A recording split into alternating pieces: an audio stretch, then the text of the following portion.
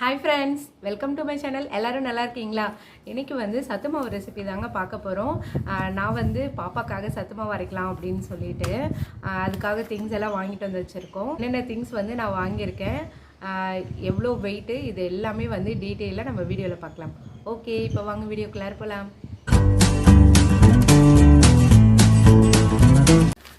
ராகி இது வந்து 1/4 கிலோ. சம்பா கோதுமை இது வந்து 1/4 கிலோ. ஆக்சுவலாக நம்ம நார்மல் கோதுமைனாலும் எடுத்துக்கலாம், பட் சம்பா கோதுமையில் பார்த்தீங்க அப்படின்னா நார்மல் கோதுமையை விட ஃபைபர் வந்து அதிகமாக இருக்குது. ஸோ இது வந்து குழந்தைங்களுக்கு வந்து ரொம்ப நல்லது, அதனால தான் சரி அப்படின்னு சொல்லிட்டு சம்பா கோதுமை 1/4 கிலோ எடுத்திருக்கோம். பொட்டுக்கடலை 1/4 கிலோ. கொள்ளு இது வந்து 50 கிராமுங்க. Barley 50 gram. வரகு, திணை, சாமை, குதிரைவாலி அரிசி இது ஒன்றுமே வந்து 100 கிராமு. சிகப்பு அவல் 100 கிராம். இது வந்து வெள்ளை அவல்னு சொல்லுவாங்க, இது வந்து 100 கிராம் எடுத்திருக்கோம். நட்ஸு வந்து குழந்தைங்களுக்கு ரொம்பவே நல்லதுங்க, அதனால நட்ஸ் இது என்னென்னா இது வந்து நிலக்கடலை, இது வந்து 100 கிராம். பிஸ்தா இது வந்து 25 கிராம். பாதாம் 25 கிராம். ப்ரௌன் ரைஸ்ன்னு சொல்லுவாங்க இல்லையா, அது இது வந்து 100 கிராமுங்க.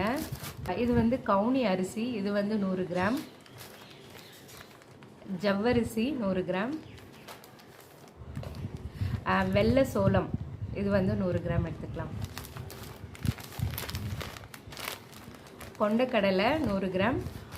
பாசி பயிறு 100 கிராம். பச்சை பயிறு 100 கிராம்.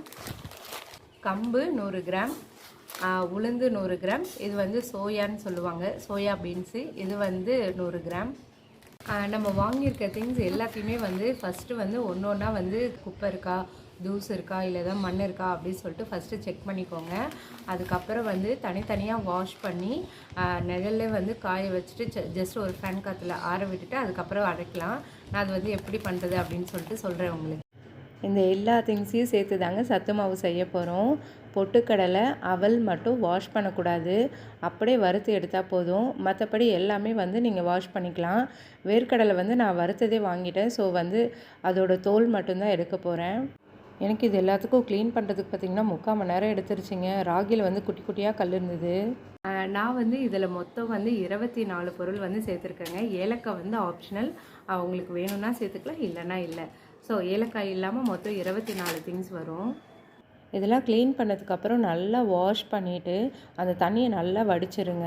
அதுக்கப்புறமா காய வைங்க. ஒரு வெள்ளை கிளாத்தில் நான் தனித்தனியாக செப்பரேட்டாக இது மாதிரி காய வச்சுருக்கேன். இது வந்து வரகு, திணை, சாமை, குதிரைவாலி, இது 4த்தையுமே நான் ஒன்றா போட்டு வாஷ் பண்ணிட்டேன். இது அப்படியே ஒரே பேட்சாகவே வறுத்துடலாம். ப்ரௌன் ரைஸு, கவுனி அரிசி, கோதுமை, சம்பா கோதுமை, இது 3மே சேர்த்துருக்கேன். ஸோ இதை அப்படியே ஒரு பேட்சாக வறுத்துக்கலாம். பார்லி, கொள்ளு, இதை அப்படியே ஒரு இது வறுத்துக்கலாம். உளுந்து, பச்சை பயிறு, வெள்ளை சோளம், இது 3 ஒன்றா சேர்த்து வாஷ் பண்ணியிருக்கேன். இதையும் நம்ம அப்படியே ஒரே பேட்சாக வந்து வறுத்துக்கலாம். ராகி, இதை வந்து தனியாக வறுத்துக்கலாங்க. மீதி இது எல்லாமே நான் வந்து தனியாக தான் வறுக்க போகிறேன். சிகப்பு அவல், வெள்ளை அவல், இது 2த்தையும் ஒன்றா சேர்த்து வறுத்து எடுத்துக்கிட்டேன். பச்சைப்பயிறு, உளுந்து, சோளம், இது 3த்தையும் ஒன்றா சேர்த்து வறுத்துக்கலாம். இதில் சோளம் வந்து நல்லா பொரிய ஆரம்பிச்சதுங்க. அதை வந்துட்டு என் பையன் வந்துட்டு அம்மா எனக்கு கூட, அம்மா எனக்கு கூடன்னு அப்பப்போ வந்து வாங்கிட்டு போயிட்டான். இப்போ ராகியை வறுத்துக்கலாம். எல்லா திங்ஸுமே வந்து ஈரப்பதமாக இருக்கப்போ வறுக்கக்கூடாதுங்க. ஃபேன் காற்றுல நல்லா ஆற விட்டு அதுக்கப்புறமா வந்து வறுத்துக்கணும். ஸோ நான் சொன்ன மாதிரி நான் எப்படி காய வச்சுருந்தேனோ அதெல்லாம் ஒன்றா வறுத்துக்கிட்டேங்க. மீதியெல்லாம் தனித்தனியாக வறுத்துக்கிட்டேன். பொட்டுக்கடலை வந்து ரொம்ப வறுக்க தேவையில்ல, லைட்டாக சூடு பண்ணாலே போதுங்க. ஆல்ரெடி இது வறுத்தது தானே, அதனால் லைட்டாக சூடு பண்ணால் போதும். அடுத்து இது எல்லாத்தையும் மில்லில் கொடுத்து அரைச்சிக்கலாங்க. மிக்சியில் அரைச்சோன்னா அந்தளவுக்கு நைஸாக இருக்காது, அதனால தான். மாவு நல்லா ஆறுனதும் நான் வந்து ஜிப்லாக் கவர்லேயே பேக் பண்ணியாச்சு, இங்கே கத்தார் கொண்டு வரதுக்காக. வீடியோ உங்களுக்கு பிடிச்சிருக்கு அப்படின்னா மறக்காமல் எங்கள் சேனலை சப்ஸ்கிரைப் பண்ணிக்கோங்க. ஓகே, பாய்.